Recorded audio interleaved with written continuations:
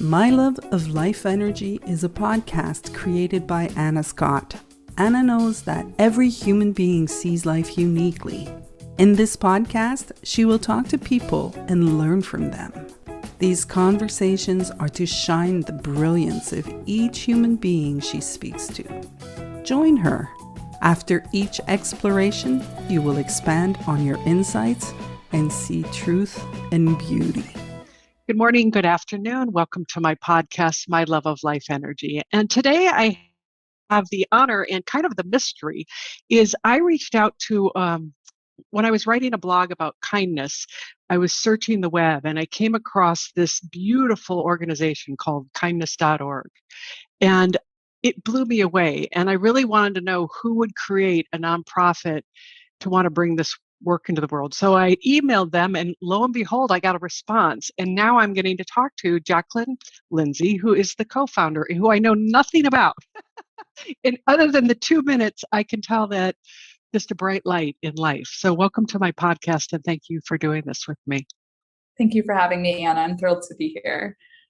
So I'm so curious, what made you start kindness.org? Well, I've always been in the nonprofit space and have always had a drive and passion to be a part of solving problems through charity, through generosity, working with people to help them think about their role that they can have in contributing to major issues. So from domestic to international missions, I've been very fortunate and humbled to be a part of that and be a part of that work. And several years ago, just on my own journey of figuring out what I really wanted to contribute to, what I wanted my direct mission, if you will, to be, I kept coming back to this idea of human kindness. And truth be told, it felt so ambiguous and so contrary to how I normally operated, which was very black, white, impact, data, and kindness felt immeasurable. It felt very ambiguous and hard to understand how to know what it meant and how would you show success around it.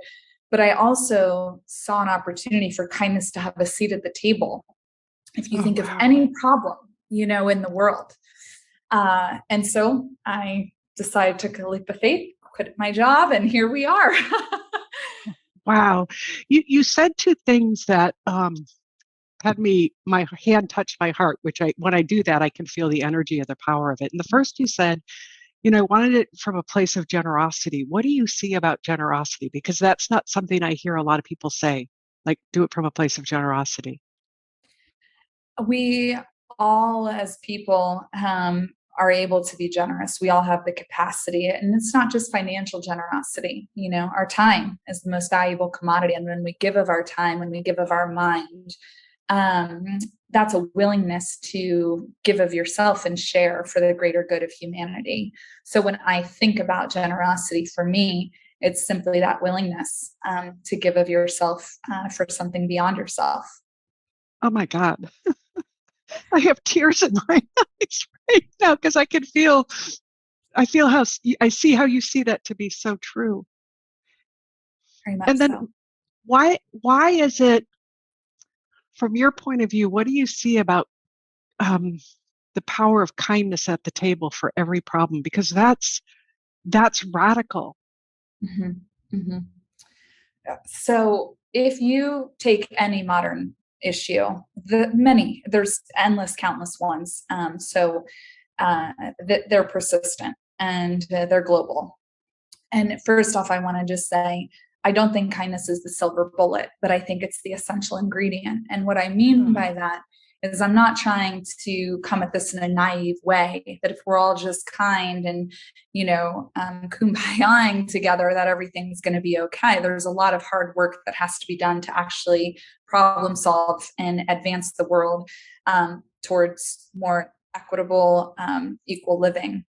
But if you come at it from the lens of how are you showing up to choose kindness for those around you, to lead with the desire of that choice at the forefront of how you're engaging with people. If you think of any issue pervading our world, it has to be there, right? We have to be willing to have kindness be a part of that discussion of problem solving. If you take homelessness, what does it look like to choose kindness? It's not saying that you have to be a part of every local global movement trying to tackle that, but you can give dignity to the person experiencing homelessness that you're walking by. And it's those micro behaviors that when you start to add that up, the ripple effect and the impact, you start to see the incredible role kindness can play in moving the needle forward. Oh my God. How'd you come about that? How did you see this? Well, I will say that I lead with my heart. But when we started thinking about this, it was with someone who was actually a donor at my last organization. And we had built a really wonderful friendship. And he is a serial entrepreneur. And when we started thinking about doing work in the space of kindness, first thing we did was really try to understand the market, if you will. Who's out there talking about kindness? We looked at kindness adjacent work like compassion, empathy, and pretty much everything we saw. There was so much happening. There were so many different initiatives and people giving thought to it. But what we saw was a real opportunity to blend science with solution. So using research and data as a means to inform building a kinder world through action. That was where we decided to begin. And so frankly, it's been many years of trying things, learning, being a student of kindness, bringing in scientists into our organization who are helping to shape the strategy of how science can really be applied to build a kinder world. And much of it has just been figuring out what we don't know and leveraging what we do know, and then turning it into products and programs that can really move the needle in these different ways. What is it that you personally love about kindness? Well, it's something we're all capable of. It's globally understood. It transcends difference. It's something that goes beyond borders, age, sex, culture. It's just something that can be a connective tissue for everyone. And I think probably the thing I'm most inspired by is it is a choice. So this is not a feelings-based movement here. This is about you as an individual have the power to choose or not choose kindness. And sometimes you're making those micro decisions almost subconsciously. And we are here to hopefully help guide more people to choose kindness more often. And the fact that it's action oriented, this is not passive, this is demanding of your intentionality. That is so exciting to me. My mind is going 60 miles an hour. And so, well, not really, actually. That's not true. What have you seen the power of kindness? Like in your research, what have you seen? Well, as just a tool to have in your tool belt, if you will, kindness is something that affects your mental, physical, emotional well-being. We have done extensive research looking, for example, at the effect of kindness on wellness, specifically happiness and individual well-being. And it's remarkable to see the significant effect every time you do a kind act, what it does to your happiness and well-being, your state of mental health. And we've seen studies that have shown it positively affects blood pressure, anxiety, depression. Recent research has shown that kindness is the most effective way to improve subjective well-being of an entire group, like an entire community. So, right? Talk about power. Talk about real power. It's like, who knew? I just think of all the money spent on offsite retreats. Here, just go be kind as a team. You'd save a lot of money. Yeah. Oh my God, that's so wonderful. And what are you seeing? I've been interested in companies. Like I've worked with a couple executives who really led by kindness, and I watched the power of the numbers. What happened? Like one was worked with AAA, and her numbers for roadside assistance went through the roof, but because people felt heard and seen, and she was just being kind, she was being kind. She understood the power of it. And I'm wondering if you have seen or found any of that kind of support of what kindness does, along with. Yeah, kindness in the workplace is an emerging field of research, which we're very intrigued with and ourselves are starting to dabble in. And what I can say so far, what we're seeing, there's a real case to be made that when leaders are prioritizing kindness as a core value for how they operate, how they treat their employees, how they treat consumers or customers, it has a direct impact on bottom line. It has a direct impact on employee engagement, retention, absenteeism, because people do feel like they're being cared for. Some of the simplest things we've heard from executives when they're doing their corporate surveys and how do people feel, so often the things that have the greatest impact and the requests that are being made are things like, I wish my boss would just acknowledge me and say good morning when they come in instead of heading straight to their office. I wish that we had time to go get the coffee in light of COVID, the proverbial coffee where you're maybe just doing a little Zoom date for 30 minutes, but it's these micro moments where people do just want that connection. And it's not about the grandiose heroic gestures. It is the smallest things that truly, and what our research has validated, have the most significant impact oftentimes. So what we're hoping to do is, by putting a prioritization on kindness within companies, get away from the idea that it's a ton of workshop trainings and, the things that can be momentarily inspirational but not have long tail impact, and really get into a habit of how are you giving your team the tools to more effectively choose kindness, more often choose kindness, and are you leading by example? And what you will see is a shift in everything that matters to companies. And I have said, to the team, we've talked about the idea, does it matter the intention? If a leader's doing it to affect bottom line, does that change it? And the truth is, I don't know, because if kindness is happening and the bottom line's affected, it's a win-win, But it's interesting. I think you can feel the truth of kindness. Like, you can feel the agenda of it. And then there's the true nature of the human being. Mm-hmm. And you feel it, like those little surprise moments where somebody just does something kind because it just occurred to them, or it's their nature. They're just letting go what they think to do something kind. Mm-hmm. One of the most powerful things I'd broken my leg, and I watched people who were in their head. They didn't see me, but when somebody wasn't thinking and they were present, they immediately jumped up to help me. It was like I was doing a scientific study with this broken leg. Mm-hmm. And I watched people's nature, because I believe our nature is kind. And I think we get caught in our thinking and then we don't see it. But when we fall out of it, it's right there. Yes. We are born with the capacity for kindness. You're right, spot on with that. And lived experience and, multitude of just life factors, upbringing and what we're exposed to in school, and the list goes on. It starts to erode, at that natural tendency we have. But there is so many research studies to validate empathy and kindness emerge in children as young as 2 years old.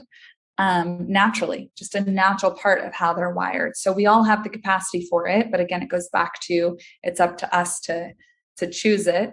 And I do feel it's important for people to know, like anything that you're trying to do good of, you cultivate the muscle of it. Some things might not come as easily or naturally.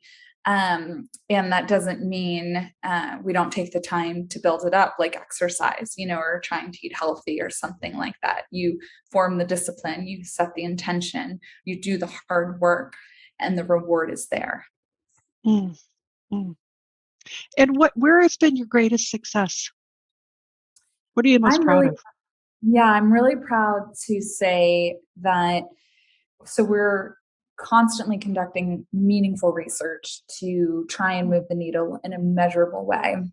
And the way we design our programs is by looking at existing literature and then hearing from people on what they feel they need, and really starting to co-develop it and create solutions that are evidence-based but are informed by the real world. So it's the joining of research with real people and combining that together.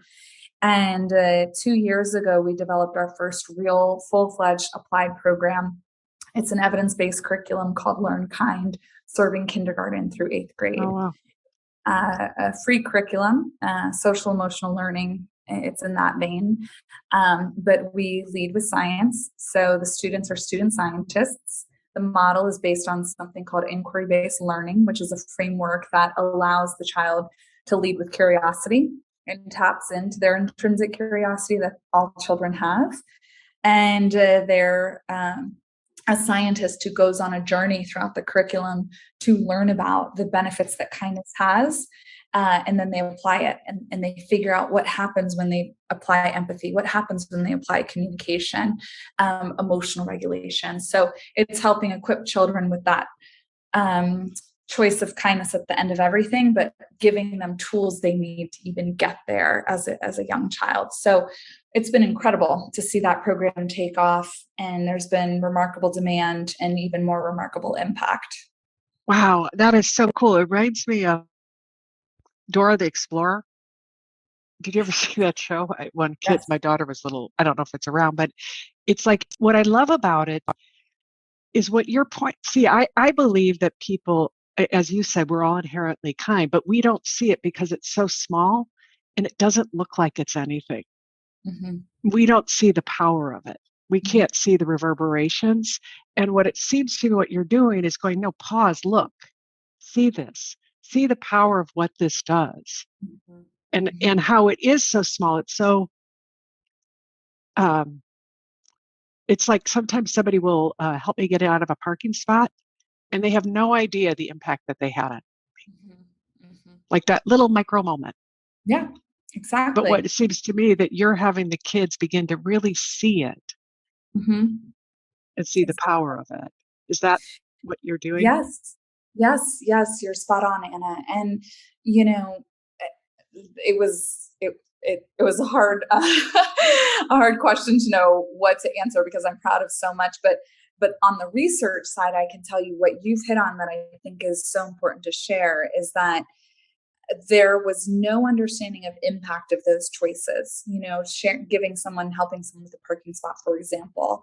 And in fact, if you look and think about how kindness is even framed, anywhere you go, it's this idea that it's random. So we've been doing a lot of work to rebrand kindness, is what we talk about as a team, and get away from this idea that kindness is random. It's anything but.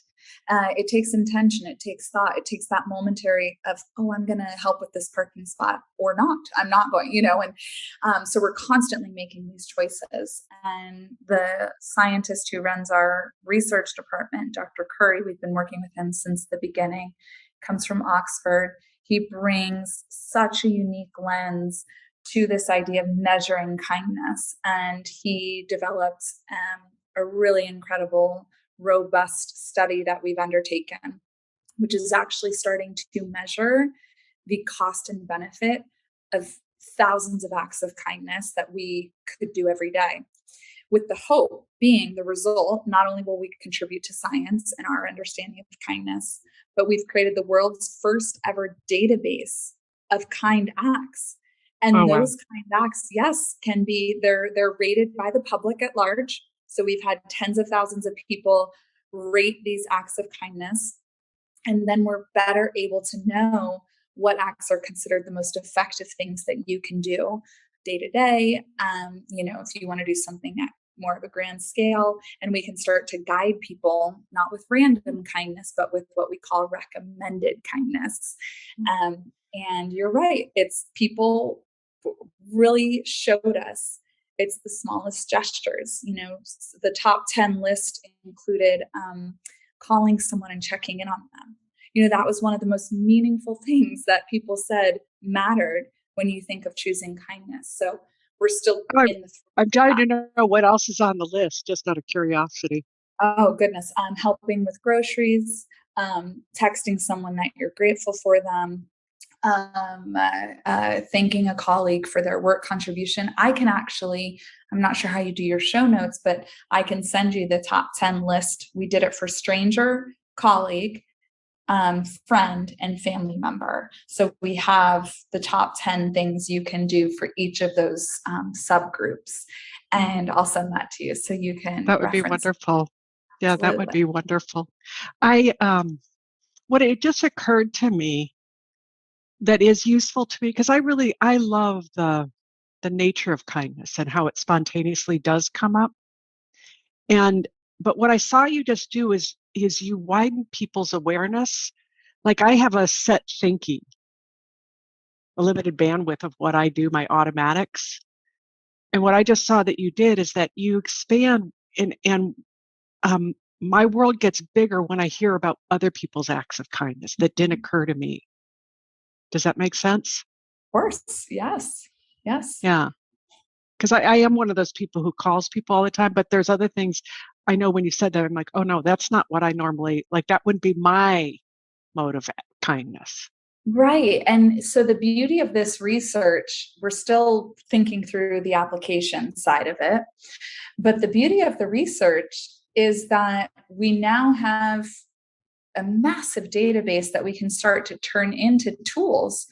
So let's say you're, interested in doing something that pushes you outside your comfort zone a little.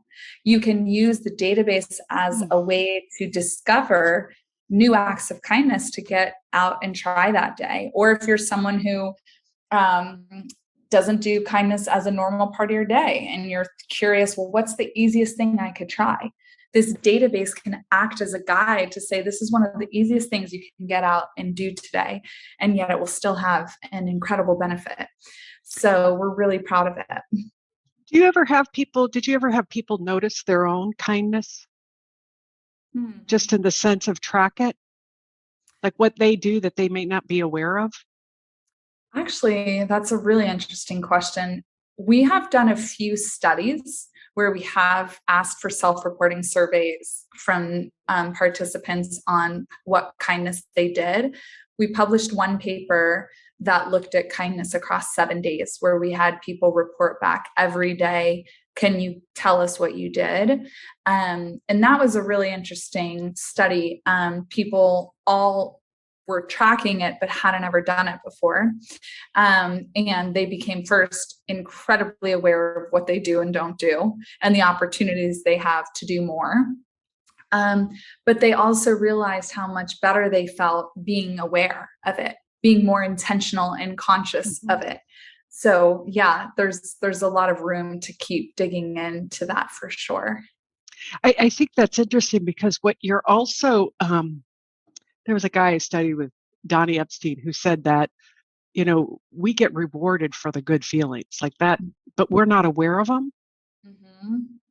And to me, that's why I loved what you're doing with kids. The more we become aware of it, see it, but if I'm not aware that's the feeling, I just let it go by. Right. Yes. If all of a sudden what occurred to me right now is the more that I want to feel that, then, I would keep doing that. Right. Exactly. Wow. Wow. Wow. And where do you want to bring this? Where's your dream? If you were going to bring this anywhere, what would be your wildest dream? I want kindness.org to be the leading organization for anyone, anywhere in the world to more effectively choose kindness. So if you want to bring kindness to your workplace, to your community, to your home, to your school, we are the source that you come to access evidence-based products and programs to do so. So really, I want to serve the world.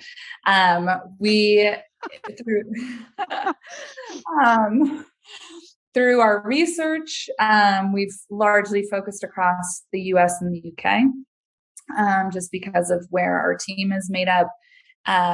But we have active audience across social in 190 countries. So we certainly have seen kindness does transcend difference, and this is a message that everyone can participate in, or a mission everyone can be a part of rather. So my hope is to only continue to grow our research and turn it into growth of applied products and programs. So you can continue visiting us. We have a really remarkable Get Started resource page that houses, our findings and tools so people can go find what they need. And we're always growing that. I'm really curious. I know that you're doing here, but what just occurred to me to ask you was, have you done any research with like tribes like the Maasai or the tribes in, the Amazon? I'm wondering like how they would seek kindness. Yeah, I compared love to that. how We haven't, but the research director who I mentioned earlier, his name is Dr. Curry. He is an evolutionary psychologist. He's done work really largely focused on morality, and he is the man behind the world's largest morality index, where he did research across cultures around the world. And I'll have to clarify and find out exactly which groups he worked with, but I do believe he had some that were a little bit more off the grid. And that was looking at right and wrong, but it's all very connected, of course, to kindness. Yeah, I mean, it would be interesting is to see something at that fundamental. Just curious. So we're coming to the end, and I'm just curious, where do you want to send people? And if you have a request for a donation or support, what would that be for you? Oh, thank you. We are a nonprofit, but we do not have a donate button on our site. We really work with strategic partners and private donors. So I suppose should anyone be listening who has a interest in learning more about that side of our work, we have a really intimate group of very smart, committed people helping us do this work so that we don't have to ask the greater community for money.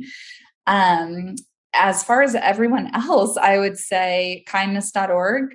You can find, if you go to kindness.org/get started, you can find our resource hub. But even just visiting the homepage will allow you to easily see our research and all the different applied, programs we've developed. And we would love you to engage with us. We answer, as Anna knows, every email that comes in, we try to respond to. Follow us on social, engage with us, and we're here. And we believe in collaboration. We can't do this work alone. So we love working with people to help bring this mission to life. So if there's like the Gates Foundation or something like that, if they came in, I don't know if they're on your board yet, but if they came in with a huge endowment, yes, that would be okay. I'd be open to discussing that. Why not? Let's dream big. Okay.